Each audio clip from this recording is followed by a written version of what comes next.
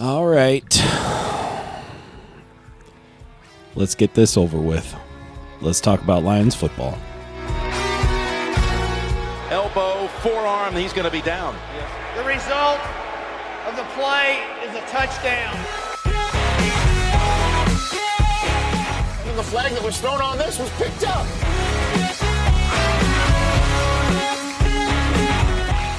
I don't know, did it get the face mask? Only do that if you're telling the official you're reporting.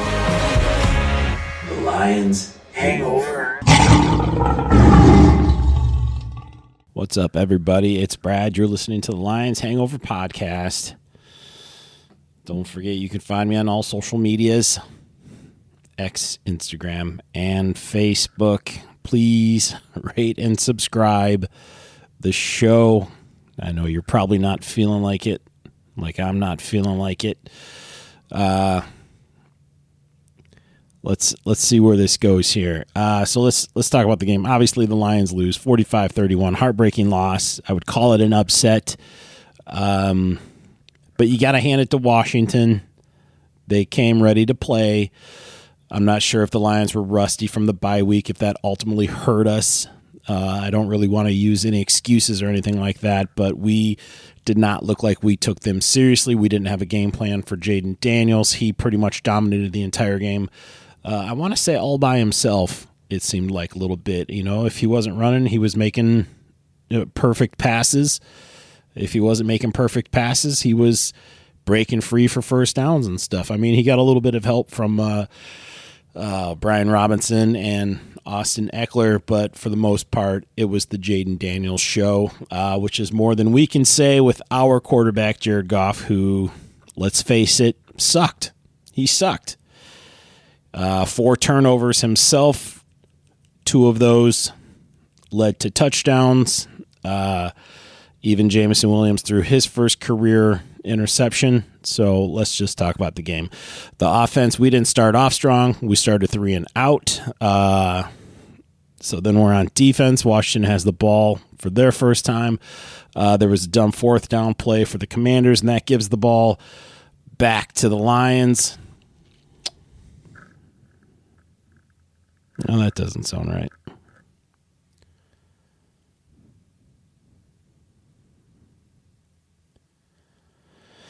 All right, so the second time the Lions have the ball, Gibbs, he pretty much, Jahmyr Gibbs had a fantastic game, and it's sad that he was pretty much game planned out of it later on. It seemed like, because we were trying to make up too much ground. Montgomery, when he came back, I don't think he had the strongest showing. At the start of the second half, I thought he did really great. Montgomery did, but he sort of trailed off afterward. Again, he seemed slower. He didn't seem as agile as maybe he usually does. But again, for the most part, I'm sure he was good to go, but it just overall didn't look fantastic. But yeah, Gibbs had a fantastic day. Defensively, early on, Zadarius Smith, he got his hands up on that pass. Nearly could have got an interception. I thought the Lions secondary looked great on this drive, including Brian Branch and Kendall Vildor, who came in for Amik Robertson. Washington settles for a field goal. The Lions' next offensive drive, Gibbs is looking great again. Laporta had some great catches, but the drive ends with a Goff fumble. That was his first of the day, his first turnover of the day. Washington does a good job, and they go for it on 4th down on their next drive, but it doesn't make sense to me. You'd think you'd take the points and, keep it within 1, but their aggressiveness pays off, and this leads to a Washington touchdown. They are the best team on 4th down. There was a pass interference call on Kirby Joseph that kept the drive alive, and I don't think it was pass interference. I think it was a bad call, but either way, this leads to a Brian Robinson touchdown, and Washington takes the lead 10-7.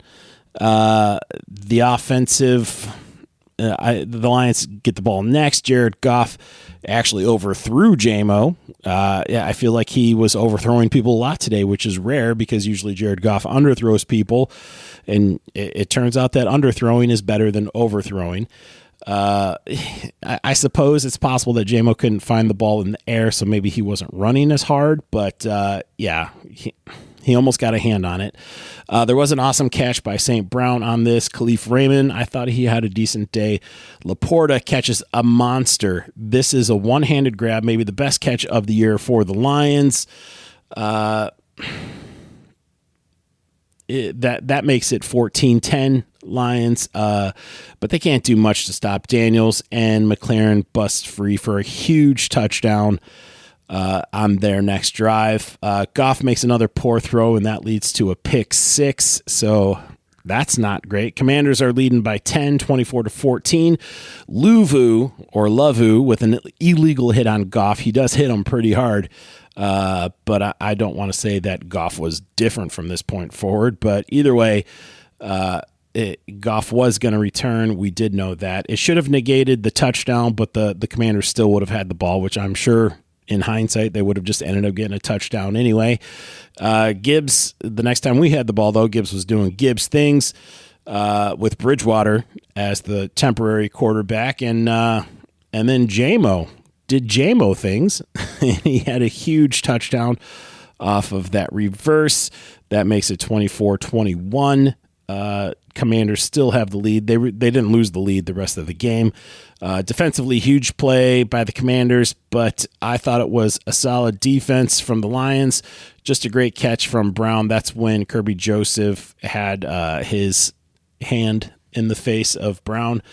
I thought it was great defense. Honestly, it was just an amazing catch. He never lost his concentration. Brown was able to catch it. It was a perfect throw by Jaden Daniels.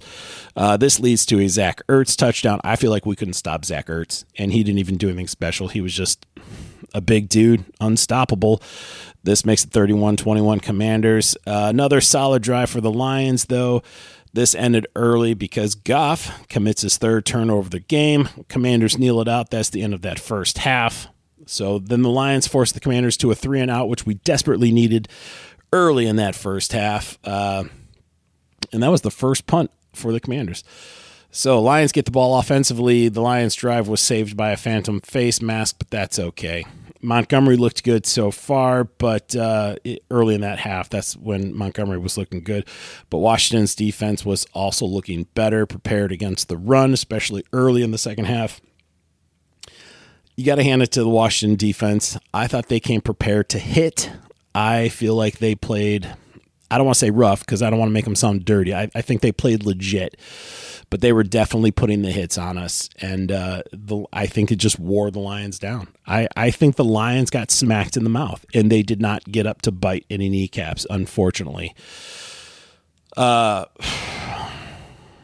there is a crazy, St. Brown gets a critical first down, which was important. Then there was a crazy trick play. There was a pitch to Montgomery. Then he shovel passes it to St. Brown. That was amazing. And then Gibbs caps it off with his second touchdown of the game. Next, the Commanders are moving the ball once again. There's poor tackling. Missed opportunities are a big story of this drive. A horrible miscommunication leads to 12 men on the field, which keeps the drive alive for the Commanders. And this leads to Brian Robinson's, I believe, second touchdown.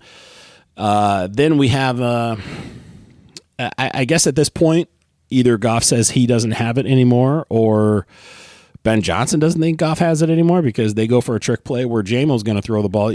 I feel like there was less of a presence by Jared Goff in the second half. I'm not going to lie. I feel like they weren't relying on him as much. Now, Washington did have a few drives where they were taking a considerable amount of time off the clock, but regardless, you could tell the game plan changed in the second half to maybe limit Goff's touches with the ball. But yeah, this trick play goes wrong. J-Mo throws his first career interception. Hey, milestone, I guess.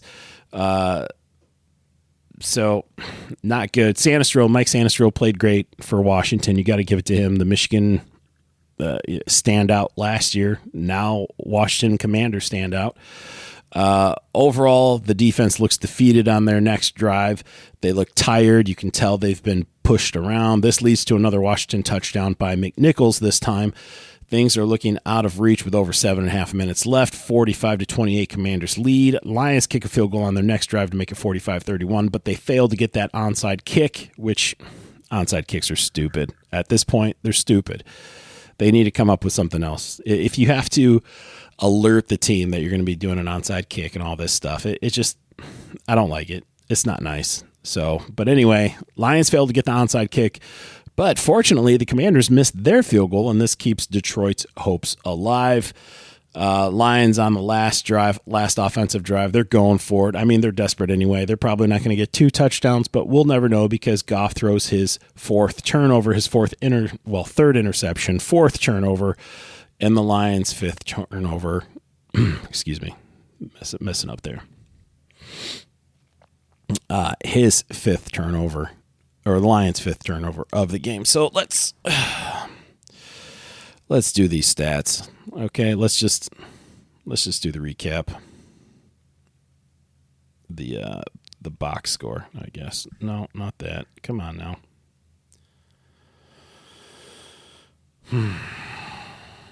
Okay, Jahmyr Gibbs, he starts things off with his 1-yard touchdown. Zane Gonzalez kicks that 47-yard field goal. Then Brian Robinson Jr., he gets his 2-yard rush. That makes it 10-7. Sam Laporta with that amazing catch, 14-10 Lions. McLaurin with a 58-yard touchdown pass from Jaden Daniels, 17-14 Commanders. Quan Martin, 40-yard interception return, pick 6, that is. Thanks, Jared Goff, 24-14. Jamison Williams with a 61-yard. That was amazing. I didn't know it was 61 yards, but I was happy to see it. At this point, it is 24-21 Commanders. Then Zach Ertz gets a 5-yard touchdown pass. That's 31-21. I know I pretty much just said all of this. Jahmyr Gibbs in the third quarter, he gets an 8-yard rush. This makes it 31-28. Then Brian Robinson Jr. scores his touchdown, 38-28. And then Jeremy McNichols, 1-yard rush, 45-28.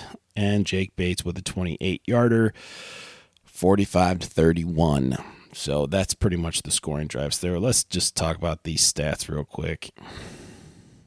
Let's just get this over with. Last stupid show of the season. Didn't think it'd be ending so early, kids. Let's talk about the bad guys. Jaden Daniels went 22 of 31 for 299 yards with 2 touchdowns. He finished with a 122.9 quarterback rating. Brian Robinson Jr. ran the ball 15 times for 77 yards and 2 touchdowns. Jaden Daniels, 16 carries for 51 yards. Austin Eckler, 6 carries for 47 yards. I thought he played really great. Brian Robinson Jr., he even had some highlights. Jeremy McNichols didn't necessarily play great, but he did have that touchdown. Receiving, Diami Brown, 6 catches for 98 yards. McLaurin had 4 catches for 87 yards, his longest being that 58-yard touchdown. Austin Eckler had 4 catches for 41 yards. Zach Ertz, 5 catches for 28 yards, 1 touchdown. That's we don't have to talk about anybody else. Their top 5 tacklers, Jeremy Chin had 12 total tackles. Frankie Louvu had 9 total tackles. Bobby Wagner, 8 total tackles. Marshawn Lattimore, 5 total tackles. And Mike Sanistrel, 5 total tackles. Hey, what do you know about that? They finished with 2 sacks on the day, though. Both of those were from Durant Armstrong.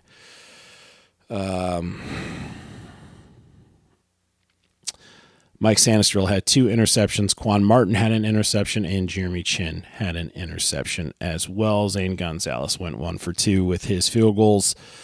Let's talk about the good guys now who sucked balls today. Jared Goff went 23 of 40 for 313 yards with 1 touchdown, 3 interceptions, and a quarterback rating of 59.7. Oh, hey, look at this. David Montgomery went 1 for 1 for 20 yards with a 118 quarterback rating. I didn't realize that was considered a pass, but I guess that makes – oh, yeah, that shovel pass. That's right. Teddy Bridgewater went 1 for 1. I didn't see him throw the ball, but okay. He's got a 79.2 quarterback rating. Jamison Williams, 0 for 1. You son of a bitch. Yeah, 1 interception, 0 quarterback rating. Jahmyr Gibbs ran the ball 14 times for 105 yards, 2 touchdowns. He'd probably be the Lions player of the game today. Really happy with him. J-Mo, he did 1 for 61 with 1 touchdown. Montgomery ran the ball 7 times, 28 yards. You know, he carried the ball right amount. You know, I was expecting 7 carries or so, right around there, you know. But I did kind of expect a little bit more than 28 yards, but that's the way it goes sometimes. Goff did have 1 rush for 7 yards. Amon-Ra St. Brown led the team with 8 receptions and 137 yards. Most of those, I feel like, were in the second half. I don't think he caught the ball at all in the first half, or maybe a little bit in the first half, second quarter. Jahmyr Gibbs had 6 catches for 70 yards. That means Jahmyr Gibbs had 175 yards of total offense today. Sam Laporta, 6 catches for 51 yards and 1 touchdown. Khalif Raymond, I thought, had some good catches. He caught the ball 3 times. Tim Patrick caught the ball once, and then he went out with an injury. He got hit hard. He never came back into the game after that. And Jameson Williams only had 1 catch today, but he did have 4 targets. Our top 5 tacklers: Jack Campbell, 14 tackles. Alex Anzalone, 13 tackles. Brian Branch, 11 tackles. Terrion Arnold, 6 tackles, and Kirby Joseph, 6 tackles. We had 0 sacks. 0 sacks on Jaden Daniels, and that is something that needs to change. I mean, I know we're out Ali McNeil. I know we're out Aiden Hutchinson, but that's not an excuse. You know, you got to do better in that defensive front. You know, part of me, I don't even know where to blame. The whole defense looked like they couldn't tackle. You could tell early in that fourth quarter they were gassed. They were just beat up. Offensively, we were beat up. They kicked our ass. There's no easy way to say it. There's no way to sugarcoat it. We did not play great. Washington came prepared. They definitely had a we don't care attitude because we're nobody, you know? And I get it. That's probably where we were. You know, a little bit last year and maybe the year before that. But it wasn't good, man. It wasn't good watching this happen. It was not a good feeling, you know, and it's like, I can handle the loss. It's not the losing part. It's how pitiful we looked. It's how pissed off Jared Goff makes me. I cannot stand some of the decisions he makes. You want to keep chanting his name, that's fine, whatever makes you feel happy. I will never chant Jared Goff. I've never chanted Jared Goff. I don't care. I expect more from my quarterback. That's all. You know, he's whatever. He's whatever. Let's get to some team stats here. Wrap this bastard up here. All right, first downs. Washington had 27. We had 30. They ran 73 total plays of offense. We ran 68. They had 481 yards of total offense. We had a staggering 521 yards of total offense. We each had 11 drives. They were 4 for 4 from the red zone. We were 3 from 6. Penalty-wise, they had 4 penalties for 25 yards. We had 5 penalties for 30 yards. The story, though, is these 5 turnovers. 5 turnovers. 2 touchdowns came from Jared Goff's turnovers. They scored 2 touchdowns off of 3 Jared Goff turnovers. And the only reason they didn't go 3 for 3 is because it was in the first half and there was an interception at the end of the half. Okay? Just like there was an interception at the end of the game. Today was not Jared. Look, Jared Goff has played great all season long. Okay? I'm not trying to take that away from him. But when it counts, when it matters most, he did not perform well, okay? The Houston game when he threw for 5 interceptions was an anomaly. It doesn't happen where you can just turn the ball over 5 times and come out with a win. It doesn't happen. We were not prepared to play. We were not prepared to play Washington, that's for sure. It's like we learned nothing from watching them play Tampa Bay. Tampa Bay played Washington better than we played Washington, that's for sure. Now, in the beginning of the game, it was exciting. We were going back and forth, but we were still, you can just kind of tell we were behind the 8 ball the entire time. You were kind of hoping that maybe, in the second half we would get it together, and for a moment things looked good. But ultimately, it wasn't there for us. It just was not there for us. 64,774 people were there to watch the Lions lose today. No one who's playing tomorrow or today, I guess, when you hear this, between the Rams and the Eagles, I'm rooting for the Commanders. It's just how I am. If the Commanders keep playing the way they're playing, Jaden Daniels, he's a cool cat, man. And I don't mean that as in his personality. You can tell nothing phases him. He doesn't care. He's been making perfect passes, and I'm sure he'll drop off at some point, as everybody does. But, we're not a slouch team. We played poorly, but we're not pushovers at the same time, okay? And the Commanders beat a really good team. So, I have no choice but to endorse Washington from here on out, I would be okay with a Bills-Washington Super Bowl. I would root for the Bills, but I would not be upset if Washington wins. Last time Washington beat the Lions in the playoffs, they did win the Super Bowl. And now we have to say that streak continues as well, that we've never beat the Commanders in the playoffs. So I guess we get to live with that now. I have so many thoughts. Most of them are negative. But, watching the Lions lose doesn't really put me in the mood for talking. I just wanted to get this over with.